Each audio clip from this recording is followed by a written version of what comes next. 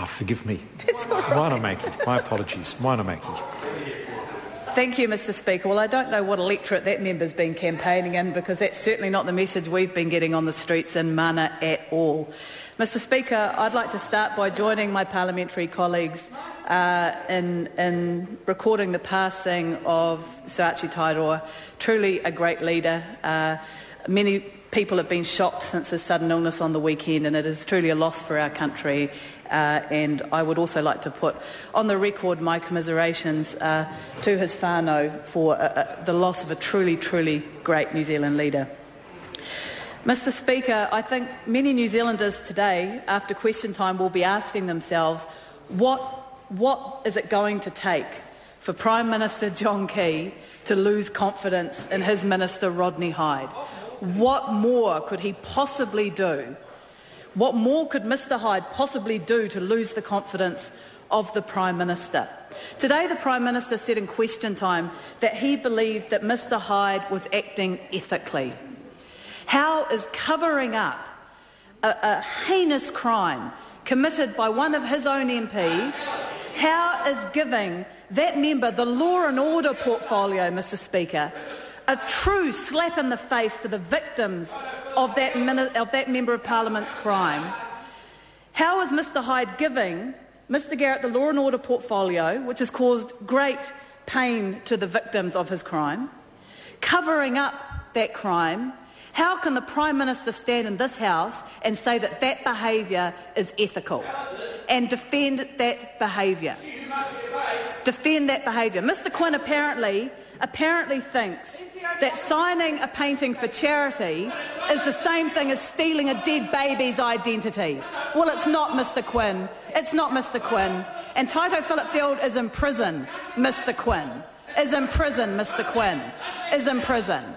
But Mr Quinn and Prime Minister John Key think that it's okay to have a minister in their government that covered up the identity theft of a dead baby. Well, this is a sad day for the Parliament of New Zealand, because this is a Prime Minister. This is a Prime Minister who promised higher standards from ministers. His executive was going to be different. And what's happened has been nothing short of a disgrace. And Mr Hyde should be relieved of his ministerial portfolios. And this is not an isolated incident.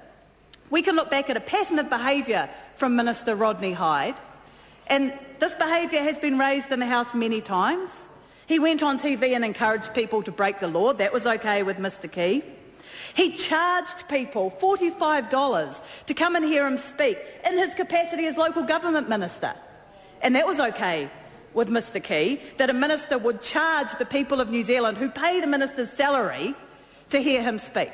Mr Key thought that was all right. He then went to a function and badmouthed Mr Key, said he doesn't do anything, said that he basically has no principles. Well, that was also all right with Mr Key. He forgave that. The great perk buster, Mr Rodney Hyde, then took his partner on a taxpayer-funded trip around the world, which he then had to pay money back, and that was all right with Mr Key. He breached cabinet manual rules by endorsing a company when he was a minister. That was all right with Mr Key.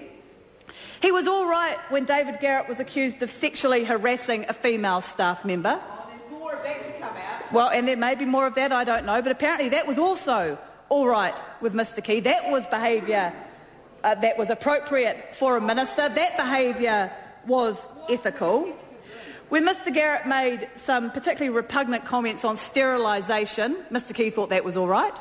That was all right, that Mr Hyde defended Mr Garrett in that case. The appalling treatment of Heather Roy, the bullying of one of his own colleagues, that was all right with Mr Key. He thought Mr Hyde did a good job in handling that as well. The way Mr Hyde has handled the Auckland Super City legislation, anti-democratic, not giving Aucklanders the right to decide how their own local government will be run, apparently that was all right with Mr Key. Apparently that was all right with Mr Key. But the worst thing of all, Mr Key defending a minister who has covered up the identity theft of a dead child. Well, the Labor Party says that Mr Key is the only person now defending Mr Hyde. Mr Key is the only person who thinks Mr Hyde deserves to keep that cabinet position. Mr Hyde should go and Mr Key should stop defending him. Thank you, Mr. Speaker. It's